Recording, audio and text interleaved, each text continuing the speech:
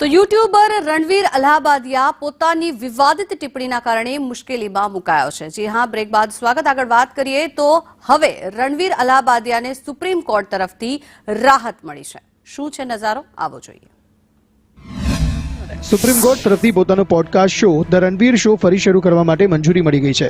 કોર્ટે શરત રાખી કે તે પોતાના શોમાં કંઈ અશ્લીલ નહીં બતાવી શકે। રણવીરે કોર્ટમાં એક અરજી દાખલ કરી તેને કોર્ટના આદેશમાંથી એ ભાગને બતાવવાની માંગ કરી હતી, જેના શો પ્રસારણ પર રોક લગાવવામાં આવી હતી। સમય રહેના શો ઇન્ડિયાઝ ગોટ લેટેન્ટમાં માતા પિતા પર અભદ્ર ટિપ્પણીના વિવાદના કારણે રણવીર અલ્હાબાદિયા પર ઘણા શહેરોમાં FIR નોંધવામાં આવી હતી।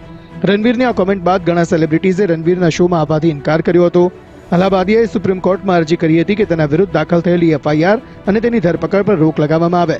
કોર્ટે 18 ફેબ્રુઆરીએ રણવીરની ધરપકડ પર એ શરત સાથે સ્ટે આપ્યો કે તે અને તેના સાથી કોર્ટના આદેશ વિના કોઈ પણ શો નહીં કરી શકે। અલ્હાબાદિયાના વકીલે કોર્ટને જણાવ્યું કે ધ રણવીર શો સાથે 280 કર્મચારીઓ જોડાયેલા છે, જેમની આજીવિકા સંપૂર્ણ રીતે અલ્હાબાદિયા પર નિર્ભર છે, જેથી તેને શો શરૂ કરવાની મંજૂરી આપવામાં આવે।